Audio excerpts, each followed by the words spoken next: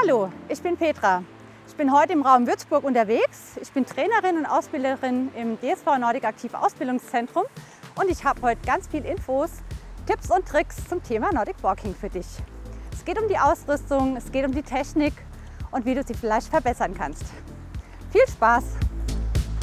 Ihr seid gern draußen in der Natur unterwegs und sucht ein sanftes, gelenkschonendes Ausdauertraining, dann sollte Nordic Walking die perfekte Sportart sein. Du trainierst deinen ganzen Körper, man spricht von 90% der Muskeln, die aktiv sind, also ein echtes Ausdauertraining. Du kannst es sportlicher betreiben oder eben entspannter im Gesundheitssport. Unser Sportgerät ist der Nordic Walking Stock. Der ist entweder aus Carbon oder aus Alu. Wenn du viel unterwegs bist, dann nutzt total gern den Vario-Stock. Der lässt sich ganz klein zusammen machen, dann passt er perfekt in dein Handgepäck oder in deinen Koffer. Wenn es noch handlicher sein darf, dann nutzt den Faltstock. Der lässt sich ganz klein zusammen machen und dann passt er perfekt in deinen Rucksack. Ich nutze am liebsten meine Fixlänge, die ist sofort einsatzbereit. Das Wichtigste am Stock ist der Griff. Ich nutze hier die Shark-Schlaufe und das System. Ich kann die Schlaufe ganz fest am Handgelenk festmachen und bin direkt einsatzbereit durch das Klicksystem. Neben dem Griff ist die Spitze wichtig und wir haben hier bei dem Smart-Tip die Möglichkeit, von Spitze auf Pad umzuschalten. Das heißt, wenn du auf Asphalt unterwegs bist, nimmst du das Asphaltpad. Wenn du im Waldboden oder auf Schotter unterwegs bist, dann stellst du um auf die Spitze. Wenn du den Stock mit der normalen Hartmetallspitze hast, steck einfach den Gummipad drauf, wenn du auf Asphalt oder auf einer geteerten Straße unterwegs bist. Wir sind jetzt hier in den Weinbergen und bevor wir unsere Tour so richtig starten, wollen wir noch mal die Stöcke richtig einstellen.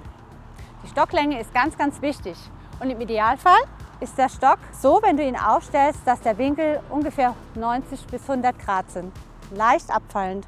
Bevor wir starten, schlüpfen wir in die vorhin gezeigte Schlaufe oder in den Handschuh, den du für kühlere Witterungen benutzen kannst, schließen gut zu und klicken mit dem Loop an den Stock ein. Für die optimale Technik schau, dass der Arm locker gestreckt ist. Die Hand sollte ungefähr so hoch sein, wie wenn du einem kleinen Kind die Hand gibst. Der Arm bleibt locker gestreckt, auch wenn du gehst. Und schau, dass die Bewegung in der Schulter ist und nicht im Ellenbogen. So hast du ganz viel Bewegung im Schultergelenk und sprichst damit die ganzen Muskeln im oberen Rücken an. So bleibt der Stock flach und dadurch bekommst du einen Vortrieb nach vorne. Das heißt, wenn du die Stöcke so einsetzt, bekommst du automatisch einen etwas größeren Schritt wie ohne Stock. Und das ist genau auch der Unterschied zum Laufen oder zum Walken ohne Stock.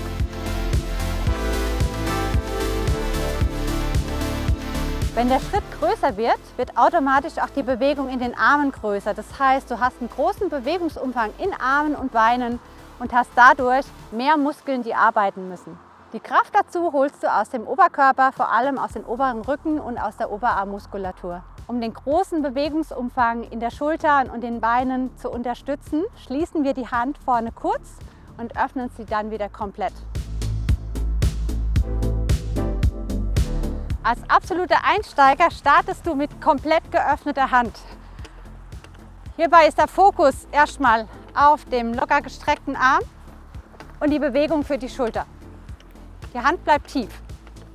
Mit der Zeit werdet ihr spüren, wo die Stockspitze im Boden haften bleibt.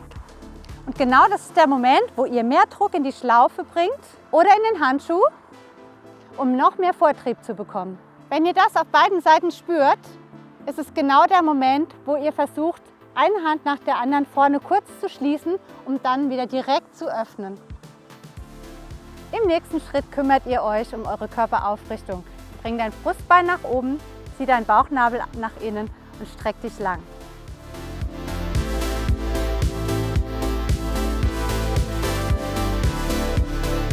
Als Fortgeschrittene dürft ihr gern immer wieder den Fokus auch auf die Schulterarbeit bringen.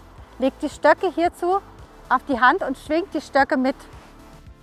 Dadurch wird die komplette Rückenmuskulatur angesteuert und trainiert. Als Fortgeschrittene steigerst du im ersten Schritt deine Intensität durch mehr Stockeinsatz. Das heißt, du drückst die Stockspitze noch stärker in den Boden.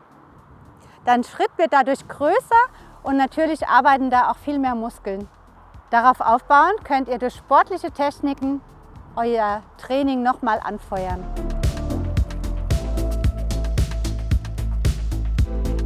Wir sind am Ende unserer Tour und ich hoffe, ich konnte euch ein bisschen begeistern für die Welt des Nordic Walking. Schnappt euch einen Laufpartner, sucht euch eine Laufgruppe oder einen Verein. Seid regelmäßig unterwegs, habt die richtige Ausstattung. Denkt nochmal an die wichtigsten Bewegungsmerkmale. Dein Arm bleibt locker gestreckt vorne, du bringst die Bewegung in die Schulter und machst die Hand vorne nur ganz kurz zu. Viel Spaß dabei und bis bald!